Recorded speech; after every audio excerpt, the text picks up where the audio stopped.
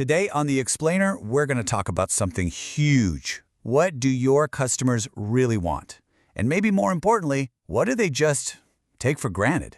Let's dive in. Okay, let's just think about this for a sec.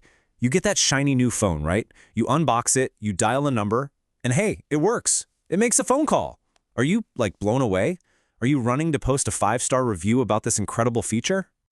Yeah, of course not. No way. You just expect it to. It's the bare minimum, right? It's table stakes. Anything less is a total fail. But just doing the job, that doesn't get you any extra credit. And you know what? This is where so many projects just go completely off the rails. It's a huge trap. Teams pour all this time, all this money into these cool-sounding features that don't actually make customers any happier. And all the while, they might be ignoring the absolute basics. I love this quote because it just hits the nail on the head. You've got this restaurant, right? It's got fancy new decor, $1 million chandeliers, but the food is just awful. Are you going back? Heck no. That fancy renovation is the nice to have. The terrible food, that's failing the must-have. And if you fail that, nothing else you do matters. Seriously, getting this right is the whole ballgame. Okay, so how do we avoid that trap? How do we figure out what's what? Well, it all starts with listening. And I don't just mean hearing. I mean really listening to the voice of your customer. And there's actually a formal process for this, called the voice of the customer.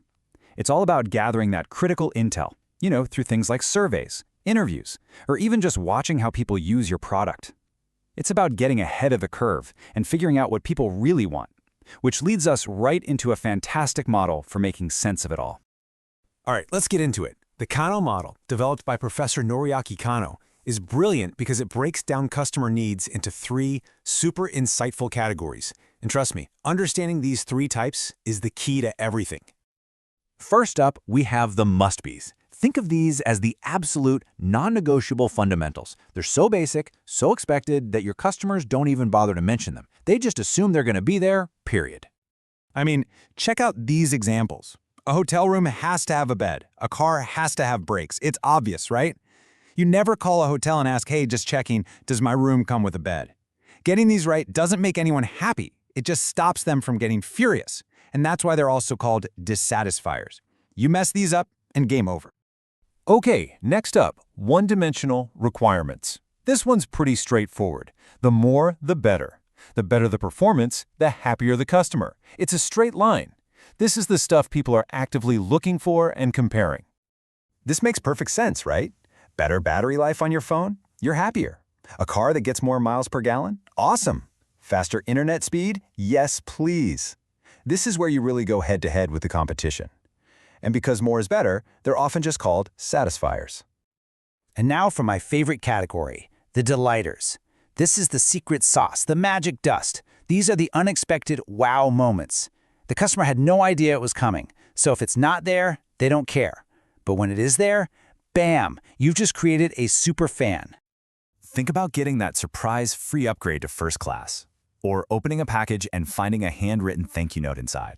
Or back in the day, the very first smartphone that had a GPS. Nobody was asking for it, but it changed everything. These are the things that get people talking. This is how you go from just having a customer to having a true advocate for your brand. All right, so we've got these 3 buckets, but how do they all relate to each other? Let's take a look at the model in action and see how it all plays out visually.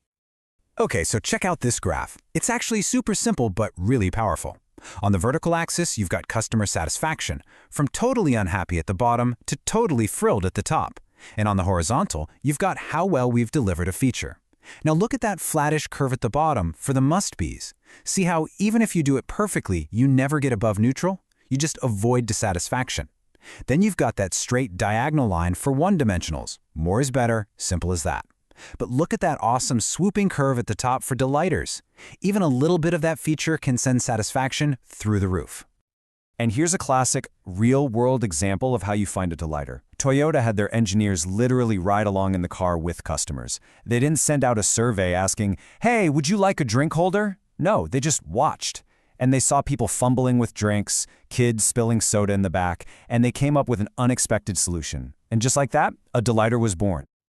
But here's the kicker, and this is probably the most important thing to remember about the Kano model. It's not static. What blows our minds today is just what we expect tomorrow. Let's stick with that drink holder example, because it's perfect. When it first appeared, total delighter, a wow feature. Then, pretty soon, it became a performance feature. People started comparing cars based on who had more or better cup holders. And today, it's a total must-be. Can you even imagine buying a new car without one? You'd think something was seriously wrong. So the big takeaway here is that you can't just set it and forget it. You have to keep checking in, you have to keep your finger on the pulse, because the landscape is always shifting. What was amazing yesterday is just the price of entry today. So, what does this all mean for you? What's the game plan? It's actually pretty clear. First, you have to absolutely master the must-be's. Get your foundation rock solid. Don't even think about anything else until those are perfect. Then you can start to compete on the one-dimensionals. This is where you outshine the other guys. And finally, once all that is handled, you go and chase those amazing delighters that build you a loyal following. So I'll leave you with this question. What does your customer just take for granted? Are you putting all your effort into shiny new delighters while one of your basic must-be features is shaky? Really think about it. Because getting that balance right, well, that's the difference between just surviving and truly thriving. Thanks for hanging out with me today. Next time on The Explainer, we're shifting gears from your customers to the people inside your own company, the ones who can either champion your project or stop it dead in its tracks. It's going to be good. I'll see you then.